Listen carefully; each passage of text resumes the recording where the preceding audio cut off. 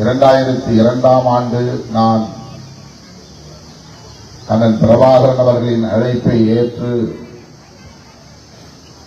ஈழமண்ணுக்கு வருகை என்ற என்னோடு தொடக்கத்திலிருந்து கடைசி வரையில் இருந்தவர், வழிகாட்டியவர், துணை புரிந்தவர் அண்ணன் ஐங்கரநேசன் அவர்கள். அந்த நட்பு இன்னும் அதே வீரியத்தோடு தொடர்வது மகிழ்ச்சி அளிக்கிறது. அவர் மீது நான் கொண்டிருக்கிற பற்றுதல், என் மீது அவர் கொண்டிருக்கிற நம்பிக்கை இந்த உறவுக்கு அடிப்படையாக அமைந்திருக்கிறது. அவருடைய உரையில் என்னை பற்றி சில கருத்துக்களை பதிவு செய்தார். மாணவ பருவத்திலிருந்து நான் தமிழீழம் குறித்து எத்தகைய புரிதலை கொண்டிருந்தேன், ஈடுபாடு கொண்டிருந்தேன், பற்றுதலை கொண்டிருந்தேன், களப்பணிகளை ஆற்றியிருக்கிறேன் என்பதை கோடிட்டு காட்டினார். அண்ணன் பிரபாகரன் அவர்களின் அன்புக்கு பாத்திரமானவனாகவும் இருந்தேன் என்பதை ஒரு சாட்சியமாக நின்று இங்கே எடுத்துரைத்தார். அதற்காகவும் அண்ணன் ஐங்கரநேசன் அவர்களுக்கு நான் இந்த நேரத்தில் நன்றியை சொல்ல கடமைப்பட்டிருக்கிறேன். 1983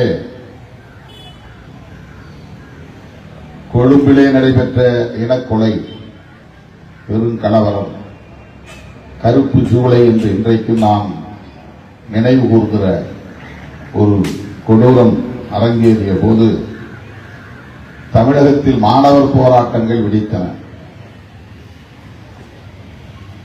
அந்த போராட்டங்களால் ஈர்க்க பெற்றவன், அதன் மூலம் பொது வாழ்க்கைக்கு வந்தவன் திருமாவளவன் என்பதை பல நிகழ்வுகளில் நான் பதிவு செய்திருக்கிறேன். அப்போது நான் சென்னை பல்கலைக்கழகத்து மாணவன், MA குற்றவியல் துறையில் படித்துக் கொண்டிருந்தேன். எனக்கும் இலக்கிய ஆர்வம் உண்டு, கவிதைகள் படிப்பதிலே ஈடுபாடு உண்டு. அப்படி ஈழத்திலிருந்து வருகை தந்து தமிழகத்திலே களப்பணியாற்றிய தோழர்களோடு மாணவர் அமைப்பிலும் என்னை இணைத்துக் கொண்டு, சோல்ட் என்கிற அமைப்பிலே என்னை இணைத்துக் கொண்டு அவர்களோடு நான் பயணித்திருக்கிறேன், உரையாடி இருக்கிறேன். பிறகு சட்டக்கல்லூரி மாணவனாக இருந்தபோது அண்ணன் பிரபாகரன் அவர்கள் இந்திய அரசை எதிர்த்து நாங்கள் போராடவில்லை, சிங்கள பௌத்த பேரினவாத ஒடுக்குமுறையை எதிர்த்துதான் போராடுகிறோம் என்று சொல்லி எங்களிடமிருந்து பறித்துக் கொண்ட வயர்லெஸ் ஆர்ம்ஸ் என்கிற கருவிகளை எல்லாம் ஒப்படைக்க சொல்லி உண்ணாநிலை அறப்போராட்டத்தை மேற்கொண்ட போது சட்டக்கல்லூரி மாணவர்கள் 10 பேர் திரண்டு போய் அவரை சந்தித்து எங்கள் ஆதரவை வெளிப்படுத்தினோம். அந்த மாணவர்களை திரட்டிச் சென்றவன் என்கிற முறையிலே என்னுடைய ஈடுபாடு அன்றைக்கு வெளிப்பட்டது. எங்களை அடையாளம் கண்டு மாணவர்களாகிய எங்களை தட்டிக் கொடுத்தவர் அண்ணன் பிரபாகரன் அவர்கள். அதுதான் முதல் சந்திப்பு. அதன் பின்னர் நான் ஒரு இயக்க தலைவனாகி ஈழத்தமிழர் பிரச்சனைகளை கிராமங்கள் தோறும் எடுத்துச் செல்லக்கூடிய போராட்டங்களை முன்னெடுத்த போது வன்னிக்காட்டில் இருந்த அண்ணன் அவர்கள் என்னை அடையாளம் கண்டிருக்கிறார் என்பது எனக்கு தெரியாது. 2002ஆம் ஆண்டு ஏற்பட்ட போர் நிறுத்த ஒப்பந்தத்தின் அடிப்படையில் யாழ் மண்ணில் வீரசிங்க மண்டபத்தில் மானுடத்தின் தமிழ்க்கூட நிகழ்வை அண்ணன் கவிஞர் புதுவை ரத்தினதுரை அவர்களின் தலைமையில் ஒருங்கிணைத்த போது தமிழகத்திலிருந்து அழைக்கப்பெற்ற 5 பேர்களில் நானும் ஒருவர். புதுவை ரத்தினதுரை அவர்கள் வெளிப்படையாக சொன்னார், உங்கள் பெயரை முன்மொழிந்தவர் அண்ணன் பிரபாகரன் அவர்கள்தான், எங்களுக்கு உங்களை பற்றி எதுவும் தெரியாது என்று சொன்னார். அப்படி அண்ணன் அவர்களால் அடையாளம் காணப்பட்டு இந்த மண்ணுக்கு அழைத்து வரப்பட்டவன் அப்போது எனக்கு அறிமுகமானவர் அண்ணன் ஐங்கரநேசன் அவர்கள்.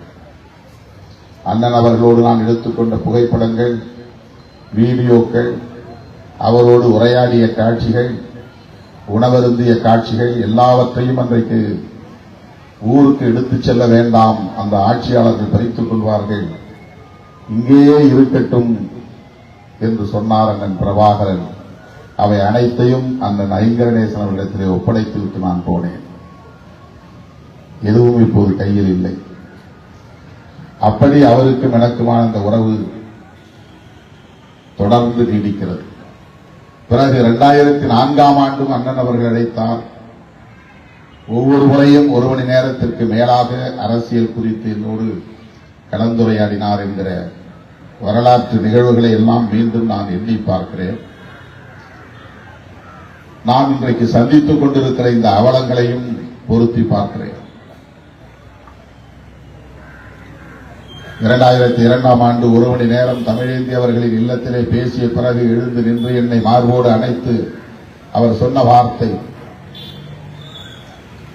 ஈழம் மலரும் அப்போது உங்களை நான் இங்கே அழைப்பேன், அந்த தைரியத்தோடு நீங்கள் அங்கே மக்களுக்காக, எளிய மக்களுக்காக போராடுங்கள் என்று என்னை வாழ்த்தி எழுப்பினார். அவர் சந்தித்த சவால்கள், எதிர்கொண்ட நெருக்கடிகள், அரசியல் முரண்கள், ஒரே இனத்திற்குள்ளே நடந்த மோதல்கள், இப்படி பலவற்றை அவர் பகிர்ந்து கொண்டார். அதிலே எனக்கு மிகவும் நினைவிலே பதிந்த ஒன்று, தோழர் நிலாந்தன் பேசுகிற போது என் எண்ணத் திரையில் வந்து நினைவை கொண்டு வந்தது. அவர் சொன்னார், தொகுத்து பார்த்து சொன்னார், முதலில் இந்தியா தலையிட்டது, பிறகு அமெரிக்கா தலையிட்டது, கடைசியில் ஐநா தலையிட்டது. இந்த பிரச்சனையில், இனப்பிரச்சனையில் இதிலிருந்து நமக்கு ஒன்று தெரிகிறது, மூன்றாவதாக ஒரு சக்தி இதில் தலையிட்டே தீர வேண்டும் என்கிற தேவையை நமக்கு கற்பித்திருக்கிறது என்று சொன்னார். அப்போது எனக்கு என்ன நினைவுக்கு வந்தது என்றால், அண்ணன் அவர்களோடு பேசிய போது நான் ஒரு கேள்வியை அவரிடத்திலே எழுப்பினேன். இந்த பிரச்சனையில் நார்வே ஏன் அக்கறை காட்டுகிறது? எரிக் சொல்ஹெய்ம் எதற்காக பேச்சுவார்த்தைக்கு முயற்சிகளை மேற்கொள்கிறார் என்ற கேள்வியை எழுப்பிய போது அண்ணன் அவர்கள் சொன்ன பதில் அப்போது எனக்கு புரியவில்லை. எந்த அளவுக்கு அவர் சர்வதேச அரசியல் ஞானம் படைத்தவராக இருந்திருக்கிறார் என்பதை பின்னால் என்னால் உணர்ந்து கொள்ள முடிந்தது. அவர் இந்த மண்ணுக்குள்ளேயே இருந்து மக்களை திரட்டி படை நடத்தி உலகின் கவனத்தை ஈர்த்து எவராலும் வெல்ல முடியாதவர் என்கிற வரலாற்றை பதிவு செய்தவர். உலக நாடுகளுக்கு எங்கும் அவர் போனதில்லை, எந்த படைக்களத்தையும் போய் பார்த்ததில்லை, எந்த ராணுவ பள்ளியிலும் பயின்றவர் இல்லை, பயிற்சி பெற்றவர் இல்லை. ஆனால் வல்வெட்டி துறையிலே பிறந்து அந்த வீதிகளில் விளையாடிய ஒரு இளைஞராக தனது அரசியல் பயணத்தை தொடங்கிய அவர் உலக நாடுகளையே மிரள வைக்கக்கூடிய அளவுக்கு ஒரு படையை கட்டியெழுப்பியதோடு பிரபாகரனின் போர் உத்திகள் என்று உலக நாடுகள் தம்முடைய ராணுவ பள்ளிகளில் பயிற்சி எடுக்கக்கூடிய அளவுக்கு, பாடம் எடுக்கக்கூடிய அளவுக்கு ராணுவ ஞானம் படைத்தவராக அவர் விளங்கினார் என்பதுதான் வரலாறு. அப்படிப்பட்ட அண்ணன் பிரபாகரன் அவர்கள் நான் எழுப்பிய கேள்விக்கு சொன்ன பதில், நார்வே ஏன் தலையிடுகிறது, அதற்கு என்ன அக்கறை, எரிக் சோல்ஹெய்ம் ஏன் இந்த முயற்சிகளை மேற்கொள்கிறார் என்று சொன்னபோது அவர் சொன்ன பதில், அமெரிக்காவின் கோரமுகம் இஸ்ரேல், அமெரிக்காவின் அன்பு முகம் நார்வே என்று சொன்னார். இவ்வளவுதான் அவர் சொன்ன பதில். நான் அமெரிக்காவை பற்றி கேட்கவில்லை. அமெரிக்கா தலையிடுகிறது என்று நான் சிந்திக்கவும் இல்லை. நான் நார்வேயை பற்றித்தான் கேள்வி எழுப்பினேன். அதற்கு அவர் சொன்ன பதில், அரசியல் ஆய்வாளர்கள் அண்ணன் பிரபாகரன் அவர்களை பல கோணங்களில் சீர்தூக்கி பார்த்திருப்பீர்கள். அவருடைய அணுகுமுறைகளை ஆய்வு செய்திருப்பீர்கள். அவருடைய வெற்றிக்கு அடிப்படை காரணிகள் என்ன என்பதை நுணுக்கி நுணுக்கி சீராய்வு செய்திருப்பீர்கள். ஆனால் இந்த பதில் எவ்வளவு தொலைநோக்கு பார்வை கொண்டதாக இருக்கிறது, சர்வதேச ஞானம் கொண்டவராக இருக்கிறார். ஒவ்வொரு தேசத்தின் தலையிலும் எதன் பின்னணியில் உள்ளது என்பதை எல்லாம் எப்படி அவர் உணர்ந்திருக்கிறார் என்பதை உணர்த்துகிறது. அமெரிக்கா ஒரு நாட்டை அச்சுறுத்த வேண்டுமானால் தனது கோரமுகத்தை காட்டுவதற்கு இஸ்ரேலை பயன்படுத்துகிறது. 2002 அவர் சொன்ன பதிலிலிருந்து நம்மால் அறிய முடிகிறது. இதுதான் அண்ணன் பிரபாகரன்.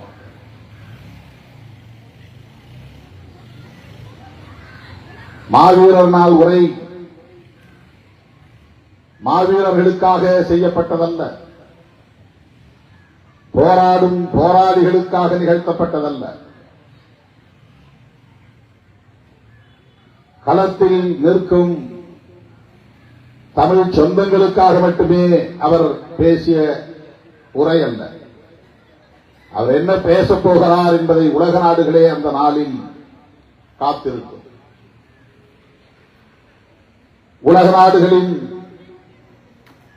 கவனத்தை ஈர்க்கக்கூடிய வகையிலே அவருடைய உரை ஒவ்வொரு மாவீரர் நாளில் அமைந்திருக்கிறது. சிங்களவர்கள் மட்டுமல்ல, இந்திய ஆட்சியாளர்கள் மட்டுமல்ல, உலக நாடுகளின் தலைவர்கள் மாவீரர் நாளில் பிரபாகரன் என்ன பேசப் போகிறார் என்பதை ஆவலோடு காத்திருக்கும். ஆண்டில் ஒரே ஒரு முறைதான் பேசுவார். ஒரு ஆண்டில் ஒரே ஒரு முறைதான் பேசுவார். ஒரு நாளைக்கு 10 மேடைகளில் நாம் பேசுகிறோம். ஒரு ஆண்டில் ஆயிரக்கணக்கான மேடைகளில் நாம் பேசுகிறோம். ஆனால் ஒரு தலைவர் ஒரு ஆண்டில் ஒரு முறைதான் பேசுவார். உலக நாடுகள் அவர் என்ன பேசப் போகிறார் என்பதை ஆவலோடு காத்து கிடந்து கவனிக்கும். அப்படி அவர் ஆற்றிய உரைகள் மிக மிக நுட்பமானவை, ஆழமானவை, தொலைநோக்கு பார்வை கொண்டவை. நட்பு சக்திகள் யார், பகை சக்திகள் யார் என்பதை வெளிப்படுத்தக்கூடியவை. அவருடைய உரைகளை மீண்டும் ஒரு முறை நாம் எடுத்து படிக்க வேண்டும். அந்த உரைகளில் எந்த இடத்திலும் அவர் இந்திய அரசை பகை சக்தியாக முன்னிறுத்தவில்லை. பேச்சுவார்த்தைக்கு அழைத்த போதும் சரி, அதற்கு முன்பும் சரி, அதற்கு பின்பும் சரி, ஐபிகேஎஃப் வந்த நிலையிலும் சரி, அதை எதிர்த்து யுத்தம் நடத்திய போதும் சரி, இந்திய அரசை ஈழத் தமிழர்களுக்கு எதிரான ஒரு சக்தி என்று எந்த இடத்திலும் அவர் பதிவு செய்யவில்லை. உணர்ச்சி வயப்பட்டு கூட அவர் அப்படி எந்த இடத்திலும் பேசவில்லை. ஆதங்கப்பட்டு இந்திய அரசு இப்படி எங்களுக்கு துரோகம் செய்யலாமா என்று கூட அவர் பதிவு செய்யவில்லை. அவருக்கு ஒரு புரிதல், உலகத்தில் எத்தனையோ பல நாடுகள் இருந்தாலும் ஏதேனும் ஒரு நாடு நமக்கு ஆதரவு தெரிவித்தால்தான், துணை நின்றால்தான், ஒத்துழைத்தால்தான் நம் நோக்கம் நிறைவேறும் என்கிற போது, அப்படி ஒரு நாடு இந்த பூகோள வரைபடத்தில் உண்டு என்றால் அது இந்தியாவாக மட்டும்தான் இருக்க முடியும். இந்தியாவால் மட்டும்தான் முடியும். இந்தியா நம்முடைய நோக்கங்களை ஏற்றுக்கொண்டால்தான், நம்முடைய அரசியலை ஏற்றுக்கொண்டால்தான் அது வெற்றிகரமாக அடுத்த கட்டத்தை நோக்கி நகரும். இது எழுதப்படாத விதி, தவிர்க்க முடியாத விதி. இதை உணர்ந்தவர் அண்ணன் பிரபாகரன் அவர்கள். அவருடைய வயர்லெஸ் ஆர்ம்ஸ் எல்லாம் பிடிக்கிறாங்க. ஐஜி மோகன்தாஸ் சீஸ் பண்றார். உடனே அவர் சாகுவரை உண்ணாவிரத போராட்டம், இந்திரா நகரிலே அவர் தங்கியிருந்த இல்லத்திலே அந்த உண்ணாவிரதத்தை மேற்கொள்கிறார். எம்ஜிஆர் ஊட்டியிலே மலர் கண்காட்சி தொடங்கி வைக்கிற நிகழ்ச்சியில் பங்கேற்பதற்காக போய்விட்டார். அப்போது ஒட்டுமொத்த தமிழ் நாட்டின் காவல்துறை தலைவராக இருந்தவர் ஐஜி, இப்போதுதான் டிஜிபி, அப்போது ஐஜி மோகன்தாஸ். இந்த உண்ணாவிரத போராட்டம் தெரிந்தவுடன் நாங்கள் ஓடோடி போய் அவருக்கு ஆதரவு தெரிவித்து முழக்கங்களை எழுப்பினோம் அந்த இல்லத்தின் வாசலில். ஐயா வீரமணி அவர்களும் மருத்துவமனையில் இருந்து ஓடோடி வந்தார் அங்கே இல்லத்திற்கு. நாங்கள் வந்ததை பார்த்து வெளியே வந்து அண்ணன் பேசும்போது சொன்னார், அவருடைய மொழியில் அவர் நிறுத்தி நிறுத்தி பேசியது இன்னும் எனக்கு நினைவில் இருக்கிறது, பசுமையாக இருக்கிறது. அவர் சொன்ன வார்த்தை, நாங்கள் இந்திய அரசை ஒருபோதும் எதிர்ப்பதில்லை, எங்கள் துப்பாக்கி துவக்குகிறேன். இந்திய அரசுக்கு எதிராக நாங்கள் பிடிக்கவில்லை, சிங்கள பௌத்த பேரினவாத அரசுக்கு எதிராகத்தான் நாங்கள் பிடிக்கிறோம். இதை முதலில் இந்த அரசு புரிந்து கொள்ள வேண்டும். அதே நிலைப்பாடுதான் தோழர்களே கடைசி வரையில் அவருடைய உரைகளில் நமக்கு தெரிகிறது. மாவீரர் நாள் உரையில இந்திய அரசை ஒரு பகை சக்தியாக நிறுத்தாமல் அவர் உத்திகளை கையாண்டார் என்பது ஒரு செய்தி, மிக முக்கியமான செய்தி. இன்னொரு செய்தி நான் பல மேடைகளில் பதிவு செய்திருக்கிறேன், இங்கேயும் சொல்ல வேண்டியது என்னுடைய கடமை என்று நான் கருதுகிறேன். அது நிலாந்தன் அவர்களின் பேச்சிலிருந்து எனக்கு இந்த உந்துதல் ஏற்பட்டு நான் சொல்லுகிறேன். அண்ணன் பிரபாகரன் அவர்கள் பகைவராக இருக்கிற சிங்களவர்களை அடையாளப்படுத்துகிற போது சிங்கள பௌத்த பேரினவாதிகள் என்றுதான் சொல்லுகிறார். சிங்களம் என்பது மொழியை குறிக்கிறது, பௌத்தம் என்பது மதத்தை குறிக்கிறது, பேரினவாதம் என்பது பெரும்பான்மையாக அவர்கள் இருக்கிறார்கள், நாங்கள் சிறுபான்மையாக இருக்கிறோம். அவர்கள் பெரும்பான்மைவாதத்தை பேரினவாதமாக கையில் எடுக்கிறார்கள். அது வெறும் பெரும்பான்மைவாதமாக இல்லை, பேரினவாதமாக, பெரிய இனம் என்கிற அடிப்படையில் பேரினவாதமாக எங்கள் மீது ஒடுக்குமுறையை செலுத்துகிறார்கள். இதைத்தான் நாங்கள் எதிர்க்கிறோம், இதைத்தான் நாங்கள் எதிர்க்கிறோம்.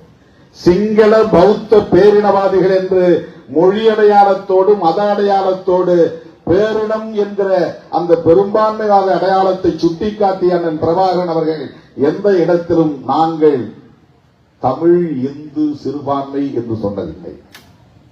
மொழிக்கு தமிழ், பௌத்தத்திற்கு மாற்றாக இந்து, பேரினவாதத்திற்கு எதிராக சிறுபான்மை என்றவர் தமிழ் இந்து சிறுபான்மை சமூகத்தை சார்ந்தவர்கள் நாங்கள் என்று எந்த இடத்திலும் இந்த சொற்றொடரை அவர் கையாண்டதில்லை. மாவீரர் நாள் உரையை நீங்கள் எடுத்து பார்த்தால் தெரியும். தமிழ் தேசியவாதிகள், தமிழீழ தேசியவாதிகள், தமிழீழ தேசிய இன விடுதலை, இதுதான் அவருடைய அரசியல். இந்த அரசியலில் மதவாதம் கலக்கக்கூடாது என்பதில் தெளிவாக இருந்தார். இதை நாம் நுட்பமாக கவனிக்க வேண்டிய ஒரு காலத்தில் நாம் நிற்கிறோம். தமிழ் தேசியம் என்பது சாதி மதம் என்கிற அடையாளங்களை கடந்த ஒன்று என்பதில் அவருக்கு ஒரு தெளிவு இருந்தது.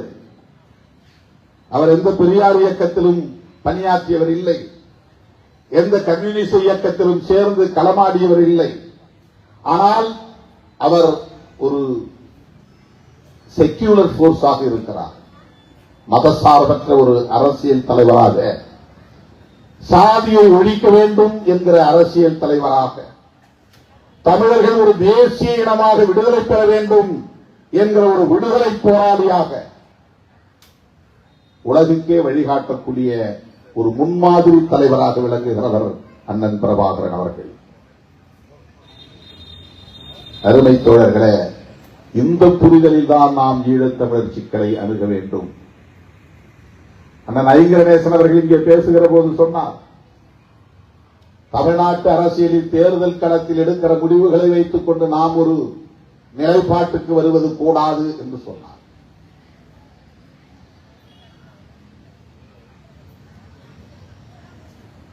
இது இளைய தலைமுறையினருக்கு அவர் சொல்லி இருக்கிற ஒரு செய்தி. ஈழத்திலும் கூட இலங்கையிலும் கூட தேர்தல் அடிப்படையில் எடுக்கப்படுகிற முடிவுகளை வைத்துக் கொண்டு ஒரு நிலைப்பாட்டுக்கு நாம் வரக்கூடாது. தேர்தல் அரசியல் என்பது அந்தந்த தேசத்தின் அரசியலமைப்பு சட்டத்தால் நிர்ணயிக்கப்பட்ட வரைமுறைகளோடு இயங்கக்கூடிய ஒன்று. இலங்கையிலே நான் தேர்தலில் இருக்கிறேன் என்று சொன்னால் இலங்கை அரசாங்கம் வடித்து வைத்திருக்கிற அரசமைப்பு சட்டத்தை மதிக்கிறேன் என்று பொருள். அரசமைப்பு சட்டம் சொல்லுகிற அனைத்தையும் ஏற்கிறேன் என்று பொருள். அந்த அரசமைப்பு சட்டம் முன்மொழியக்கூடிய நாடாளுமன்ற ஜனநாயகத்தை நான் ஏற்று அதன் அடிப்படையில் தேர்தலில் பங்கேற்கிறேன் என்று பொருள். இந்த அரசமைப்பு சட்டத்தை நான் ஏற்கவில்லை, அதனால் தேர்தலில் நிற்கவில்லை என்பதுதான் புலிகளின் நிலைப்பாடு. எங்களுக்கு ஒரு தேசம் வேண்டும் என்று சொல்லுகிற போதே நீ வைத்திருக்கிற அரசமைப்பு சட்டம் எங்களுக்குரியதல்ல என்று பொருள். உன்னுடைய அரசமைப்பு சட்டத்தை நாங்கள் ஏற்க மாட்டோம் என்று பொருள். ஒவ்வொரு அரசும் அரசமைப்பு சட்டத்தால் வழிநடத்தப்படுகின்றன. இந்தியா கட்சி மாறும், பாஜக வரலாம், காங்கிரஸ் வரலாம், யாரும் நாளைக்கு வரலாம், இன்னொரு மாநில கட்சி தேசிய கட்சியாக மாறி ஆட்சியை பிடிக்கலாம், அது வேறு. ஆனால் அந்த தேசம் அரசமைப்பு சட்டத்தால் வழிநடத்தப்படுகிறது. அரசமைப்பு சட்டத்தால் தேர்தல்கள் நடக்கின்றன. அரசமைப்பு சட்டத்தின் அடிப்படையில் வெளியுறவு கொள்கைகள் வரையறுக்கப்படுகின்றன. அரசமைப்பு சட்டத்தில் திருத்தம் செய்யாமல் எந்த அடிப்படையும் மாறாது. இலங்கையில் இன்னொரு தேசம் வேண்டும் என்று சொன்னால் ஒன்று, அந்த அரசமைப்பு சட்டத்தை நாங்கள் ஏற்க மாட்டோம் என்பதில் இருந்துதான் அந்த கோரிக்கை எழ முடியும். அந்த அரசமைப்பு சட்டத்திற்குள்ளே திருத்தம் செய்து ஒரு தேசம் உருவாகாது. அமெண்ட்மெண்ட் மூலமாக ஒரு தேசம் உருவாக முடியாது. சர்வதேச நாடுகளின் தலையீடு இல்லாமல் உலகத்தில், இந்த பூலோகத்தில் இன்னொரு நாடு பிறக்காது, புதிய நாடு பிறக்காது. ஒரு புதிய நாடு உலகத்தில் எங்கேயாவது உருவாகிறது என்று சொன்னால் அதன் பின்னணியில் ஏகாதிபத்திய நாடுகள் இருக்கின்றன, சர்வதேச அரசியல் இருக்கிறது என்பதை நாம் புரிந்து கொள்ள வேண்டும். இலங்கைக்குள் ஈழம் உருவாக வேண்டுமானால், ஈழம் என்ற ஒரு புதிய நாடு பிறக்க வேண்டுமானால் உலக நாடுகளின் தலையீடு இல்லாமல், சர்வதேச அரசியல் பங்கேற்பு இல்லாமல் அது நிகழாது. ஏகாதிபத்திய நாடுகளின் ஒத்துழைப்பு இல்லாமல் அது நிகழாது. அரசமைப்பு சட்டத்திற்கு எதிரான ஒரு நிலைப்பாடு அது. இந்த அரசமைப்பு சட்டத்தின் அடிப்படையில் தேர்தலில் இருக்கக்கூடிய தேர்தல் கட்சிகளை நீங்கள் அவர்களின் நிலைப்பாட்டை அடிப்படையாக கொண்டு ஒரு தீர்மானத்திற்கு வரக்கூடாது என்பதுதான் முக்கியமானது. பல கட்சிகளாக நாம் சிதறி கிடப்பதற்கும், மக்களுடைய எதிர்பார்ப்புக்கு ஏற்ப அவர்கள் செயல்படாமல் திசை மாறுவதற்கும் அரசமைப்பு சட்டம் தான் காரணம். அந்த சட்டத்தை ஏற்றுக்கொள்ளுகிற போது, அதன் அடிப்படையில் இயங்குகிற போது, அந்த காம்ப்ரமைஸ் என்கிற நிலைப்பாட்டை அரசியல் கட்சிகள் மேற்கொள்ள வேண்டிய நிலைக்கு தள்ளப்படும். அது தவிர்க்க முடியாது. ஆனால் எந்த அளவுக்கு ஜனநாயக அடிப்படையிலே நமக்கு அவர்கள் ஆதரவாக இருப்பார்கள் என்பதுதான் முக்கியமானது. அந்த ஆதரவு சக்திகளை ஜனநாயக சக்திகளாக நாம் பார்க்க வேண்டும். நமக்கான ஜனநாயக சக்திகள். அழுதாலும் பிள்ளை அவள்தான் பெற வேண்டும் என்பது பழமொழி. ஈழம் வெல்லும், அதனை காலம் சொல்லும் என்று நாம் சொல்லுகிறோம். அந்த ஈழம் எப்படி வெல்லும், யாரால் வெல்லும், எப்போது வெல்லும், இதை தீர்மானிக்கக்கூடியவர்கள் இந்த மண்ணில் இருப்பவர்கள் தான். தமிழ்நாட்டில் என்ன கொந்தளிப்பு ஏற்பட்டாலும் அது ஈழத்தை விடுவிக்காது. அது உங்கள் கொள்கைக்கும், உங்கள் கோட்பாட்டுக்கும், உங்கள் கோரிக்கைக்கும், உங்கள் போராட்டத்திற்கும் ஒரு துணையாக இருக்கும், அவ்வளவுதான்.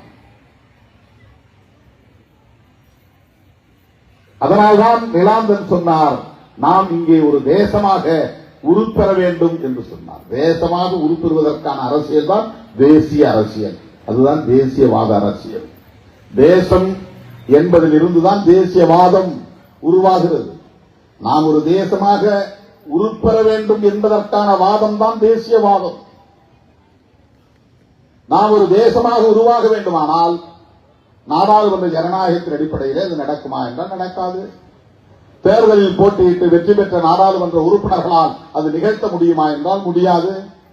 அரசமைப்பு சட்டத்திலே ஒரு திருத்தத்தை கொண்டு வர வேண்டுமானால் இந்திய அரசமைப்பு சட்டத்தின்படி ஒரு அமெண்ட்மெண்ட் வரணும் அப்படின்னு சொன்னா, ஒரு திருத்தம் கொண்டு வர வேண்டுமானால் 2/3 மெஜாரிட்டி இருக்கணும். மொத்தம் 3 மடங்குல 2 மடங்கு பேர் ஆதரவு தெரிவிக்கணும். 2 மடங்கு பேர் ஆதரவு தெரிவித்தால்தான் அரசமைப்பு சட்டத்திலே கை வைக்க முடியும். 300 பேர் இருக்கிறார்கள் என்றால் 200 பேர் அதற்கு ஆதரவு தெரிவித்து வாக்களிக்க வேண்டும். அப்பதான் ஒரு எழுத்தையாவது ஒரு மாற்ற முடியும் அரசமைப்பு சட்டத்தில். உலக நாடுகள் முழுவதும் அப்படித்தான் அரசமைப்பு சட்டத்திற்குரிய முக்கியத்துவத்தை வைத்திருக்கிறார்கள். அது இலங்கையிலும் அப்படித்தான் இருக்க முடியும். 13th அமெண்ட்மெண்ட் என்பதை நாம் விமர்சிக்கிறோம், ஒரு புறம் இருக்கட்டும். அந்த அமெண்ட்மெண்டை கொண்டு வருவதற்கு இலங்கை நாடாளுமன்றத்தில் தமிழ் நாடாளுமன்ற உறுப்பினர்கள் கொடுத்த அழுத்தத்தின் விளைவாக உருவாகவில்லை. எந்த காலத்திலும் தமிழ் நாடாளுமன்ற உறுப்பினர்கள் 2/3 மெஜாரிட்டி வர முடியாது. ஆகவே கான்ஸ்டிடியூஷனல் அமெண்ட்மெண்ட், அரசமைப்பு சட்டத்திலே திருத்தம் கொண்டு வருவதற்கு நம்முடைய அரசியல் சக்தி போதாது. நாம் இங்கிருந்து போகிற அத்தனை பேரும் முயற்சித்தாலும் கூட அரசமைப்பு சட்டத்திலே திருத்தம் கொண்டு வர முடியாது.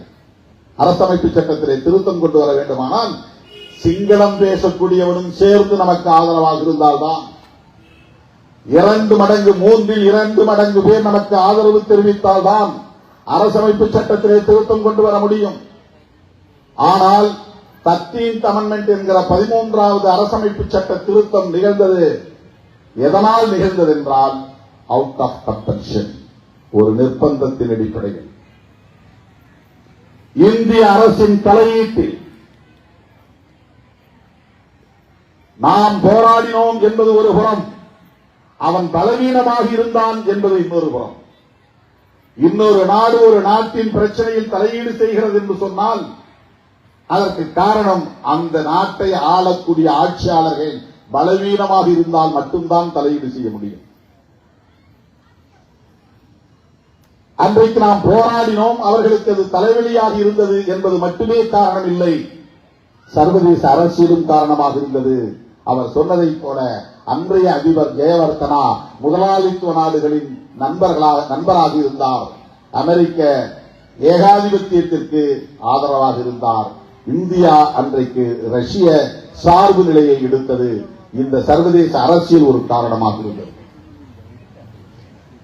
நம்மை இந்திய ஆட்சியாளர்கள் ஒரு துருப்புச் சீட்டாக பயன்படுத்தி சிங்கள ஆட்சியாளர்களை மிரட்டி பணிய வைத்து 13வது அரசமைப்பு சட்ட திருத்தத்தை கொண்டு வந்தார்கள். ஈழத்திலே போராடக்கூடிய போராளிகள் எங்கள் கட்டுப்பாட்டில் இருக்கிறார்கள் என்பதை உணர்த்தக்கூடிய வகையில் அவன் நமது தரப்பாக மாறி, ஈழத்தமிழர்களின் தரப்பாக மாறி அந்த ஒப்பந்தத்தை போட்டு அதிலே கையெழுத்திட்டான். அதிலே 2 செய்தி. ஒன்று, ஈழத்தில் போராடக்கூடிய போராளிகள் அத்தனை பேரும் இந்திய அரசின் பேச்சுக்கு கட்டுப்படுவார்கள் என்கிற செய்தி ஒன்று. இலங்கை ஆட்சியாளர்கள் பலவீனமாக இருக்கிறார்கள், அதனால் இந்திய அரசு தலையீடு செய்தது என்பது இன்னொன்று. இன்றைக்கும் இலங்கை ஆட்சியாளர்கள் பலவீனமாகத்தான் இருக்கிறார்கள், யாரும் தலையீடு செய்ய முடியும். அதனால்தான் சீனா ஆக்கிரமிப்பு நிகழ்கிறது.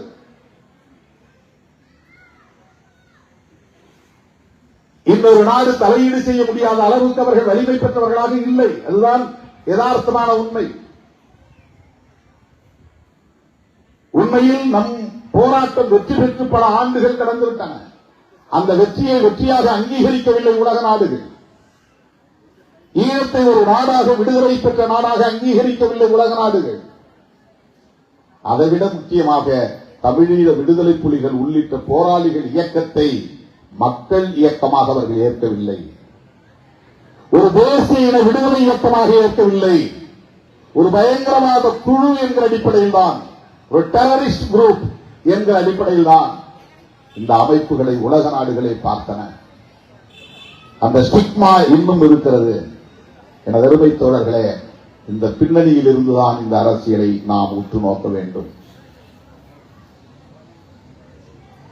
எல்லாம் பழைய கதை, வலி மிகுந்த கதை, ரத்தம் தோய்ந்த கதை, வடுப்பில் நிறைந்த வரலாறு. ஆனால் புதிய இளைய தலைமுறையினருக்கு அது தெரியாது. இது கிட்டு பூங்கா, கிட்டுவின் ஏகம் இந்த இளைய தலைமுறையினருக்கு தெரியாது. அவருடைய வீரம் இந்த இளைய தலைமுறையினருக்கு தெரியாது. நாம் சந்தித்த சவால்களும் நெருக்கடிகளும் துன்பங்களும் துயரங்களும் அவலங்களும் இந்த இளைய தலைமுறையினருக்கு தெரியாது. அது அவர்கள் பிழையும் அல்ல, நம்முடைய பிழையும் அல்ல, காலத்தின் கோலம் அது. ஆனால் இந்த இளைய தலைமுறையினரை நம்முடைய அரசியல் களத்திலே இணைய வைப்பதும் பிணைய வைப்பதும், அவர்களை அதற்கு அறியப்படுத்துவதும், அவர்களை அதற்காக வழிநடத்துவதும் வலிகளை சுமந்து நிற்கிற நம்முடைய கடமை. அந்த புரிதல் தான் நமக்கு தேவை. எனது அருமை தோழர்களே, அடுத்து நாம் என்ன செய்ய வேண்டும் என்பதுதான் நாம் முன்னால் இருக்கிற முக்கியமான கேள்வி.